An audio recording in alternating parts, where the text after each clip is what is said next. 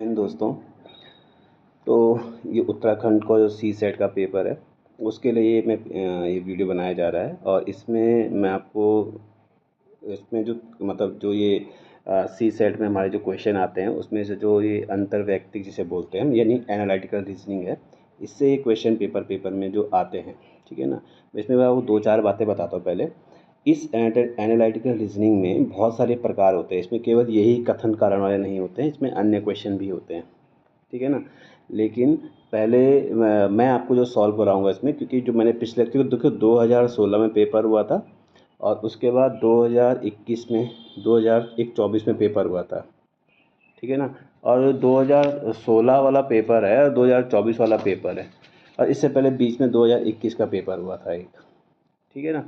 तो इन सारे पेपर के बेसिस पे मैं आपको क्या है क्वेश्चन बता रहा हूँ, ठीक है ना। यानी कि क्योंकि 2016, 2021, 2024 इन तीन ईयर में जो आपका सी सेट आया है, ठीक है। उसके उससे पहले उत्तराखंड में क्या है, 2012 के बाद क्या 16 में ही पेपर हुआ था, उसका पेपर फॉर्म आया नहीं था, ठीक है ना। फिर बहुत सारे राजनीतिक डिस्टर्बेंस हो गई थी, इसलिए उसके बारे में डिस्कस करने की ज़रूरत नहीं है। मैं सीधा मुद्दे पे आता हूँ। इसमें तो सी सेट वाले पेपर में तो मैं आपको लास्ट 2024 में जो पेपर हुआ है उसमें ये जो एनालिटिकल रीजनिंग में जो क्वेश्चन थे, जो टोटल क्वेश्चन थे वो 19 थे, 19 क्वेश्चन आए थे। तो जो नंबर ऑफ क्वेश्चन टोटल आते हैं, ठीक है ना, वो भले क्या नंबर ऑफ क्वेश्चन कितने होते हैं, 100 होते हैं, लेकिन 100 में से क्या कितने कितने नंबर का होता है वो 1.5 मार्क्स का होता है। यानी सी सेट में देखो, वैसे तो बहुत सारे लोगों को पता है, बहुत सारे लोग बहुत समझदार हैं, लेकिन फिर भी बेसिक बताता हूँ आपको। सी सेट जो उत्तराखंड में होता है उसमें टोटल 100 क्वेश्चन आते हैं, यूपीएससी में 80 क्वेश्चन आते हैं, 100 क्वेश्चन आते हैं, और एक क्वेश्चन 1.5 मार्क्स का होता है। तो कुल मिला के 150 नंबर का पेपर होता है। तीसरी बात, ये क्या होता है, क्वालिफाइंग नेचर का होता है, आपको केवल क्वालिफाई करना होता है बस। क्वालिफाइंग मतलब ये है कि इसमें अगर आपने 100 के 100 क्वेश्चन सही कर ले तब भी कोई फ़ायदा नहीं है, मतलब ठीक है आप क्वालिफाई हो गए।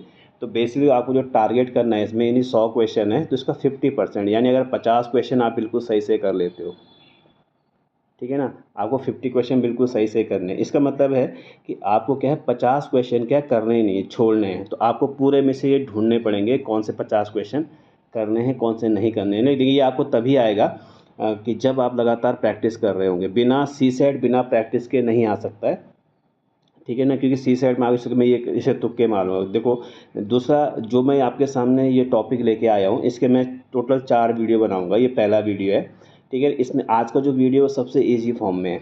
तो जैसे मैंने आपको बताया कि 2024 में 2024 में इसको लेके जो मैंने नंबर मतलब जो क्वेश्चन काउंट किए थे, एसर्शन रीजन वाला जो क्वेश्चन है जिसको बेसिकली लोग कथन कारण बोलते हैं, उसके टोटल 19 क्वेश्चन थे। तो वैसे अब मैं आप उसकी मैं आपको थ्योरी बताता हूँ। थ्योरी बेसिकली क्या है इसकी, कि जो विश्लेषणात्मक तर्क शक्ति के जो प्रश्न होते हैं, ये जो एनालिटिकल रीजनिंग के जो क्वेश्चन होते हैं, वो बेसिकली लगभग 7 से 8 से 9 प्रकार के होते हैं, ठीक है ना। लेकिन उत्तराखंड में जो क्वेश्चन आते हैं वो क्या आते हैं, लगभग 3 से 4 प्रकार के आते हैं। और सबसे ज़्यादा क्वेश्चन जो आते हैं वो आते हैं 3 प्रकार के। एक आता है पूर्व धारणा वाला, ठीक है, एक आता है पूर्व धारणा। इसका वीडियो में मतलब पूर्व धारणा वाले क्वेश्चन मैं आपको अगली बार बनाऊंगा। इसमें पूर्व धारणा को इंग्लिश में अजम्पशन कहते हैं, यानी एज्यूम करना पड़ता है। तो इसका एक छोटा सा थ्योरी वाला चैप्टर होता है, वो मैं आपको करा दूंगा उसमें। उसके बाद उसके क्वेश्चन से मतलब एक ही वीडियो में दोनों चीज़ कंप्लीट हो जाएंगी आपकी। पूर्व धारणा कई जगह धारणा लिखा रहता है, कई जगह पूर्व धारणा लिखा रहता है। इसके लिए इसको लेके क्वेश्चन रहते हैं, इनकी संख्या भी 4 से 5 होती है, ठीक है ना। दूसरा जो इसमें आता है आपका, वो आता है कंक्लूजन वाला। तो कंक्लूजन वाला जो होता है उसको क्या कहते हैं, निष्कर्ष कहते हैं, ठीक है ना। यानी आपको एक निष्कर्ष पे जाना पड़ता है। तो इसके भी आपको क्या वीडियो बनाऊंगा। दो प्रकार ये हो गया। तीसरा इसमें जो आता है तर्क मेथड ऑफ आर्गुमेंट का आता है, या फिर तर्क विधि का आता है, ठीक है। तर्क विधि वाले क्वेश्चन अलग होते हैं। ये तीनों प्रकार के क्वेश्चन मैंने आपको बताया, तीनों जो प्रकार बताए, इन सब के आंसर अलग अलग होते हैं। आप ये कभी नहीं बोल सकते कि आपको क्या है, मतलब ये आसानी से आ जाएगा और हम आसानी से कर सकते हैं। इसीलिए जो मैंने पहला वीडियो जो बना रहा हूँ ये सबसे इजी गोइंग है। मतलब जब थोड़ा सा अगर जैसे आपकी देखो आप पीसीएस का फॉर्म दे रहे भरा है और पीसीएस का एग्ज़ाम दे रहे हो, इसका मतलब है कि आपसे इतनी एक्सपेक्टेशन अवश्य है कि आपको इतनी बेसिक नॉलेज तो रहेगी रहेगी, इसलिए आप इन क्वेश्चन को तो आप बहुत ही आसानी से कर लोगे। तो मैंने आपको जो 3 तरीके बताए, एक अजम्पशन वाला जिसमें पूर्व धारणा वाला, ठीक है ना, और दूसरा मैंने आपको क्या बताया कंक्लूजन वाला, और तीसरा आपको क्या बताएंगे जो आर्गुमेंट वाला रहेगा, ठीक है ना। इन तीनों को लेके मैं आपको क्या क्या बनाऊंगा, वीडियो बनाऊंगा। लगभग 4 वीडियो होंगे इसमें, 4 से 5 वीडियो, जिसमें हम कुछ क्वेश्चन सॉल्व करेंगे। उसके बाद सी सेट के सेकेंड पोर्शन में। अच्छा, दूसरी बात ये है कि मैं आपको ये क्वेश्चन क्यों करा रहा हूँ या क्यों मैं कराना चाह रहा हूँ, उसका कारण क्या है कि जैसे 2024 में 19 क्वेश्चन आए, अगर आप थोड़ा सा भी अच्छी जानकारी रखते हो, बेसिक जानकारी रखते हो, तो आप नॉर्मली इन 19 में से अगर आपने 12 क्वेश्चन भी कर दिए, ठीक है ना, और जो हिंदी का जो पैराग्राफ वाला क्वेश्चन आता है उसमें लगभग 5 क्वेश्चन होते हैं, तो लोग नॉर्मल मिला के आप 17 क्वेश्चन तो ऐसे आराम से आपके क्लियर हो जाएंगे। और आपको जो 100 नंबर ऑफ़ क्वेश्चन 100 है, उनमें से मैंने आपको सिर्फ कहा है 50 क्वेश्चन अटैम्प्ट करना है। तो ये लगा लो आप 2-3 मतलब आप 4 वीडियो ये देखने के बाद और 1-2 वीडियो और देखने के बाद आपके लगभग 25 क्वेश्चन तो वैसे ही सॉल्व हो जाएंगे, ठीक है ना, जो बिल्कुल सही से आपके आंसर जाएंगे। बाकी जो बचेंगे उसके लिए आपको क्या है, मैथ्स रीजनिंग देखना पड़ेगा और इंग्लिश वाला सेक्शन देखना पड़ेगा। इसके बाद मैं आपको 2 सेक्शन और बताऊंगा, जिससे आपका क्या है, जैसे नंबर सिस्टम वाला है उसको लेके जितने क्वेश्चन आते हैं वो भी हम देखेंगे इसमें, कि हम कितनी ईजिली कोई चीज़ कर सकते हैं। खैर, अब मैंने आपको इंट्रोडक्शन दे दिया है, चीज़ें बता दी हैं, अब हम इसमें क्वेश्चन देखते हैं। इन क्वेश्चन में आप बता दें, हमारे पास जो क्वेश्चन है, तो इसमें जो जैसे मेरे पास ये पेपर है, तो इसमें जो कुछ क्वेश्चन है उनको हम देख लेते हैं। ऐसे क्वेश्चन में जो मतलब ऐसे जो कथन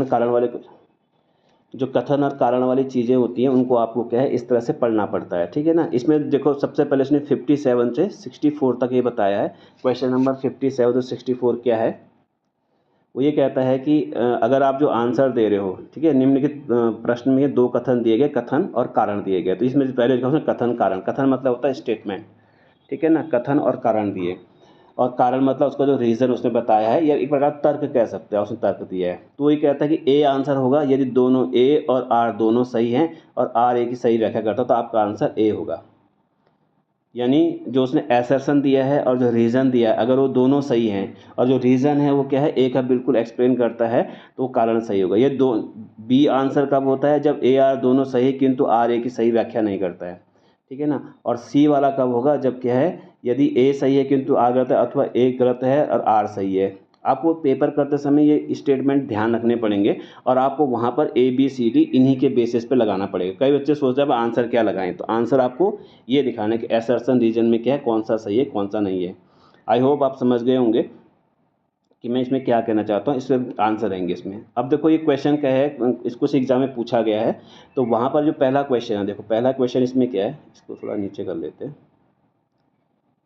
पहला क्वेश्चन इसमें देखो 50, बहुत ही इजी क्वेश्चन। महात्मा गांधी को भारत का राष्ट्रपति कहा जाता है, ठीक है। आपको पता है महात्मा गांधी को भारत का राष्ट्रपति कहा जाता है कि भारत के राष्ट्रपिता हैं, राष्ट्रपिता कहा जाता है, ठीक है। इसको लेके बहुत ज़्यादा विवाद चल भी रहा है आजकल, लेकिन आपको क्या है ध्यान देना अपने पेपर पे, देश में क्या चल रहा है उससे, क्योंकि देखो जितने पेपर हैं, आपको पेपर निकालने के लिए आपको जो बुक्स में लिखा है उसी आधार पर चलेगा। यहाँ पर आपकी साइकोलॉजी या फिर यहाँ पर आपका जो रिसर्च है या देश में क्या, वो नहीं चलेगा। कॉन्स्टिट्यूशन में जो लिखा है उसके हिसाब से चीज़ें चलेंगी, हिस्ट्री में जो लिखा है उसके हिसाब से चीज़ें चलेंगी। तो वही चीज़ हम यहाँ पर कर रहे हैं।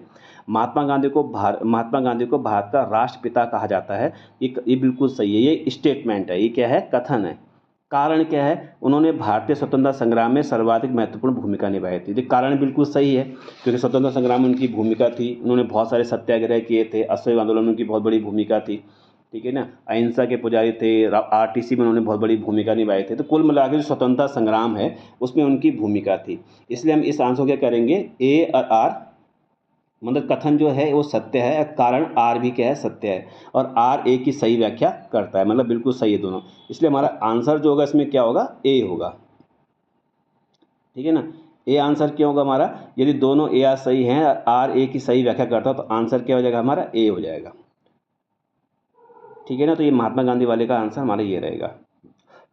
दूसरा जो 58 क्वेश्चन, मैं आपको बताता हूँ ये सबसे ईजीएस्ट क्वेश्चन है, मतलब मेरे हिसाब से और बहुत सारे बच्चों के हिसाब से जिनको मैंने कराए हैं। कई लोगों को इसमें डाउट रहा कि ऐसा कैसा हो सकता है, लेकिन बिल्कुल सही ऐसा क्वेश्चन होना चाहिए इसमें, ठीक है।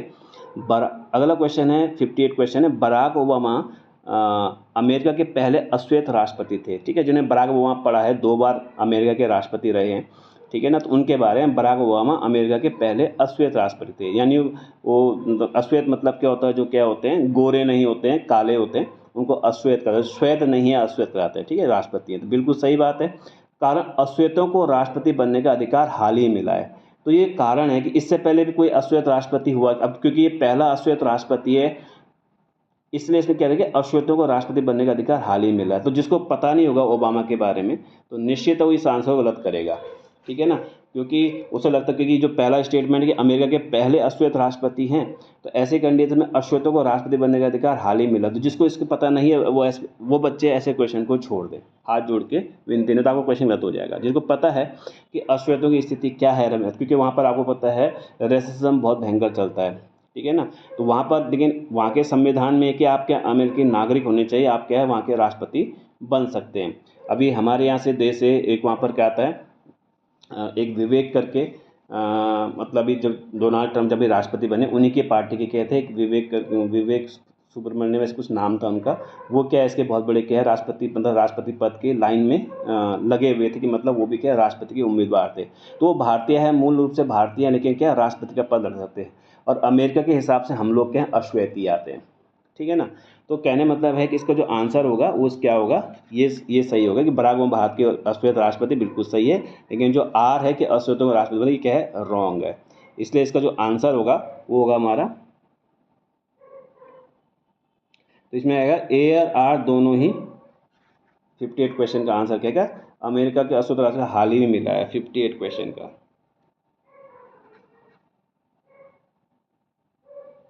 ठीक है ना। तो इसका हमारा आंसर क्या गया, तो कहाँ गया, ये गया। ए और आर दोनों सही, किंतु आर ए की सही व्याख्या नहीं करता है, ठीक है ना। ए और आर दोनों ही सही हैं, किंतु आर ए की सही व्याख्या नहीं है, मतलब व्याख्या सही नहीं है। अश्वेतों को हाल ही मिला ये बिल्कुल ठीक है, लेकिन ओबामा इसलिए राष्ट्रपति बने, देखो समझने वाली बात क्या है, ओबामा इसलिए राष्ट्रपति बने क्योंकि हाल ही में राष्ट्रपति बनने का अधिकार हाल ही मिला, ऐसा नहीं अश्वेतों को राष्ट्रपति बनने का हाल ही मिला, ऐसा बिल्कुल नहीं है। तब मतलब देखो रीज़न क्या दिया उसने कि बराक ओबामा अमेरिका के अश्वेत राष्ट्रपति हैं, अश्वेतों को राष्ट्रपति बनने का अधिकार हाल ही मिला, ये नहीं है।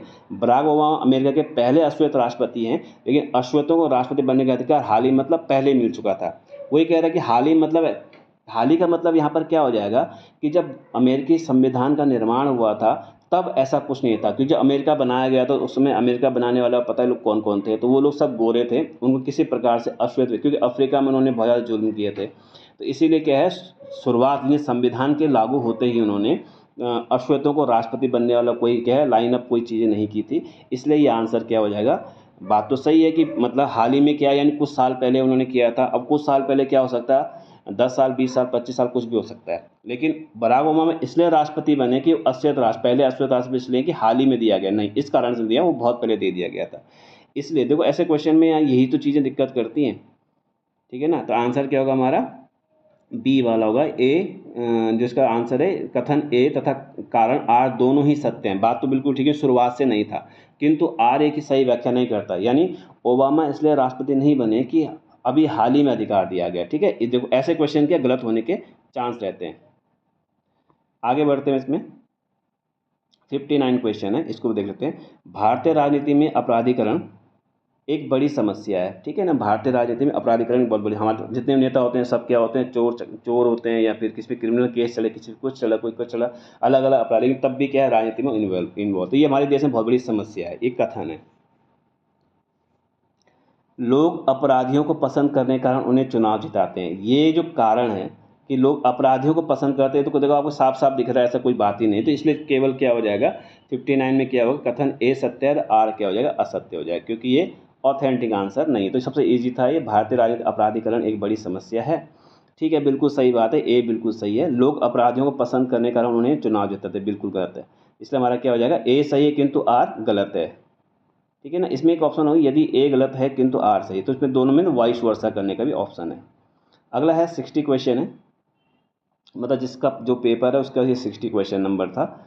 नक्सलवाद कई राज्यों में फैलता जा रहा है, नक्सलिज्म के बारे में पता होना चाहिए, है ना। हमारे जो नॉर्थ ईस्ट वहाँ पर जो नक्सल वाली क्षेत्र था वहाँ से क्या नक्सलिज्म फैला था। तो नक्सलवाद आतंकवाद जैसा नहीं है, नक्सलवाद हमारे लोग हैं जो लोग क्या हैं बागी बन चुके हैं, है ना। पान सिंह तोमर में सुना होगा आपने कि तुम डकैत से डकैत नहीं है बागी हैं, ठीक है। तो नक्सलवाद कई राज्यों में फैलता जा रहा है, रीजन क्या है, कई राज्यों में संतुलित आर्थिक सामाजिक विकास नहीं हो पाया। देखो मैं आपको बताऊँ हमारे लोग हैं उनके जो बेसिक राइट्स है जब उनको छीने गए थे तो वहाँ पर ये सब चीज़ें हुई थी, ठीक है ना। तो इसमें क्या है, ए और आर दोनों क्या है, सत्य है। मतलब नक्सलवाद कई राज्यों में फैलता जा रहा है, क्योंकि आपने एक अर्बन नक्सलिज्म सुना होगा। तो एक रूरल था, एक अर्बन नक्सलिज्म है, तो फैलता जा रहा है। बिल्कुल सही है, फैलता जा रहा है। और इसका जो कारण है, कई राज्यों में संतुलित आर्थिक सामाजिक विकास नहीं हो पाया, क्योंकि जब आदमी के पास रोजगार नहीं होता है, ठीक है, संतुलित आर्थिक सामाजिक विकास वो क्या है, समाज की मुख्य धारा में नहीं आ पाता, तो वो क्या करता है, हथियार उठा लेता है। कई राज्यों में संतुलित आर्थिक विकास नहीं हो पाया है। तो आपको लगता है कि प्रत्येक राज्य में संतुलित आर्थिक विकास हो पाया है, तो उसको लेके एक क्वेश्चन है। तो 60 क्वेश्चन का जो आंसर होगा कि कथन ए तथा कारण आर दोनों ही सत्य है, तथा कई राज्यों में संतुलित आर्थिक विकास नहीं हो पाया है, जिसके कारण नक्सलवाद राज्यों में फैलता जा रहा है। इसका दोनों के दोनों सही है। कथन ए आर दोनों ही सत्य हैं, क्योंकि कई राज्यों में क्या है, ये अच्छे से विकास नहीं हो पा रहा है। कैसा विकास, संतुलित आर्थिक सामाजिक विकास। तो इसमें आपको क्या करना पड़ेगा, आंसर करना पड़ेगा। इसका आंसर देखो पीछे क्या आएगा, ये देखिए यहाँ पर, ठीक है ना, ए और आर दोनों ही सत्य हैं, ठीक है ना। आर ए की सही व्याख्या करता है, ठीक है। तो ए वाला आंसर आएगा इसमें। अब आएगा हमारा 61 क्वेश्चन देखते हैं। हिमालय की अधिकांश नदियाँ 12मासी हैं। 61 क्वेश्चन क्या है, हिमालय के अनुसार नदियाँ 12मासी, यानी हिमालय में जितने, हिमालय मतलब आपको पता है हमारे उत्तराखंड की बात कर रहा है, और हिमाचल प्रदेश से लेके और अरुणाचल प्रदेश तक जो 11 हिमालय राज्य हैं उनकी बात कर रहा है। हिमालय की अधिकांश नदियाँ 12मासी, मतलब 12 महीने सूखती नहीं है कोई भी नदी, ये बर्फ़ पिघलने से भरती है। बिल्कुल सही बात है, क्योंकि ग्लेशियर पिघलते हैं गर्मियों में, तो लगातार उसमें क्या है, ग्लेशियर पिघलते जा रहे हैं, जिस कारण क्या है, ये भरती रहती है, कभी बंद नहीं होती। तो दोनों बिल्कुल सही, इसका भी ए आंसर होगा, ठीक है। 62 क्वेश्चन है। 62 क्वेश्चन है, विश्व के अधिकांश संसाधनों पर विकसित देशों का नियंत्रण है, ठीक है। जितने भी डेवलप, अमेरिका आज का सबको धौंस दे रहा है कि ये मत करो वो मत करो, साउथ अफ्रीका को हटका दिया उसने, यूएई को हटका दिया उसने, कुवैत से वो बात कर रहा है, चाइना को डोमिनेट करने की कोशिश कर रहा है, रशिया के पुतिन को उसने क्रेजी बोल दिया अभी कुछ दिन पहले। तो आपको क्या है, इस तरह की आपको इन्फॉर्मेशन रहनी चाहिए। विश्व के अधिकांश संसाधनों पर विकसित देशों का नियंत्रण है, जो टॉप कंट्रीज है उनका नियंत्रण है। विकासशील देश विज्ञान तकनीकी दृष्टि से कम विकसित हैं। तो 62 क्वेश्चन जो है बिल्कुल सही है, कि जितने भी रिसोर्सेज हैं जहाँ से हम क्या पैसा जनरेट कर सकते हैं, उन सब पे क्या है, विकसित देशों का नियंत्रण है। उन सब पे क्या है, विकसित देशों का नियंत्रण है। विकासशील देश विज्ञान तकनीकी दृष्टि से कम विकसित हैं। तो ठीक है, हमारा देश क्या वाकई में क्या है, इस तकनीकी दृष्टि से काफ़ी कम विकसित है। तो 62 क्वेश्चन में क्या आ जाएगा, ए और आर दोनों सही हैं, परंतु विकसित देशों का संसाधनों पर नियंत्रण, इसका कारण विकासशील देश नहीं है, ठीक है ना। तो कहने मतलब है कि दोनों स्टेटमेंट ठीक है, लेकिन आपको उसके आंसर क्या करने का, आर ए की सही व्याख्या, नहीं बी आंसर होगा इसका, ठीक है। क्या होगा आंसर, बी होगा इसका आंसर। उम्मीद आपको समझ में आ रहा होगा। जो ये सेकंड स्टेटमेंट है, विकासशील देश विज्ञान तकनीकी दृष्टि से कम विकसित हैं, तो अगर हम विकासशील देश में विज्ञान तकनीकी दृष्टि से कम विकसित हैं, इसका मतलब नहीं है कि इसलिए मतलब हम लोग कम विकसित हैं इसलिए हमारे संसाधनों पर विकसित देशों का अधिकार है, ऐसा नहीं है, ठीक है ना। क्योंकि हमारे अपने संसाधनों पर नियंत्रण है। हम कॉन्स्टिट्यूशन एक बात करते हैं, सोवरेनिटी के बारे में बात करते हैं कि हम अपने आंतरिक और बाह्य मामलों में पूरी तरह से फ्री हैं। ऐसा नहीं कि हमारे कोनार के खान में आके क्या है, अमेरिका कब्जा कर लेगा और सोना चांदी यहीं से उगा रहा है, तो वो सब चीज़ें नहीं रहेंगी इसमें। तो इसलिए 62 वाले में क्या आएगा, ए और आर दोनों सही हैं, परंतु विकसित देशों का जो संसाधनों पर नियंत्रण है, इसका कारण विकासशील देश नहीं है। विकसित देश क्या करते हैं, डोमिनेट करते हैं। तो ए आर दोनों स्टेटमेंट सही है, क्योंकि हम लोग विज्ञान तकनीकी दृष्टि से वाकई में पीछे हुए हैं। लेकिन बेसिकली हो क्या रहा है कि ये क्या है, ए और आर दोनों सही है, लेकिन ए जो है मतलब ए जो आर है वो ए की सही रूप से व्याख्या नहीं करता, इसलिए इसका आंसर बी होगा, ठीक है। अशोक स्तंभ अपनी सतह पर अपनी चमक बनाए हुए, ठीक है। अशोक स्तंभ का अपनी सतह पर चमक बनाए हुए, नमी युक्त हवाएं उस क्षेत्र में नहीं चलती हैं जहां स्थित होती हैं। तो इसमें ए सही है, परंतु आर गलत आएगा इसमें, ठीक है ना। अशोक स्तंभ अपनी सतह पर अपनी चमक बनाए हुए, तो नमी युक्त हवा का कोई मतलब ही नहीं, क्योंकि अशोक स्तंभ को क्या, नमी युक्त हवा का कोई मीनिंग ही नहीं है। तो इसका आंसर क्या है, केवल ए सही होगा, आर रॉन्ग हो जाएगा। अब लास्ट में 64 क्वेश्चन है, भारत की जनसंख्या काफ़ी ज़्यादा है, बिल्कुल है, ठीक है। 64 क्वेश्चन, भारत में गरीबी और अशिक्षा की स्थिति चिंताजनक है, तो ये बिल्कुल सही बात है, क्योंकि जनसंख्या बहुत ज़्यादा है, इसलिए गरीबी और अशिक्षा वाकई में है। तो हमारे देश में जो अशिक्षा है और गरीबी है उसका कारण क्या है, जनसंख्या उसका कारण माना जा सकता है। तो 64 में क्या आएगा, ए और आर दोनों सही है। और जो आर है यानी रीजन है वो ए की सही रूप से व्याख्या करता है, तो ये बिल्कुल सही आंसर है, यानी इसका आंसर ए होगा। ठीक है, तो उम्मीद आपको थोड़ा बहुत समझ में आया होगा। और इसी तरह के कुछ और क्वेश्चन जो होंगे, इसको मतलब इससे अपग्रेडेड जो क्वेश्चन होंगे, और लास्ट टाइम जो ये 19 क्वेश्चन बताया था यूकेपीसीएस में, उनको भी एक बार सॉल्व करने की अगर टाइम मिला तो वीडियो बनाने की कोशिश करूँगा। ठीक है, बाकी इससे आगे अगले वीडियो, तब तक के लिए जय हिंद, जय भारत, जय उत्तराखंड।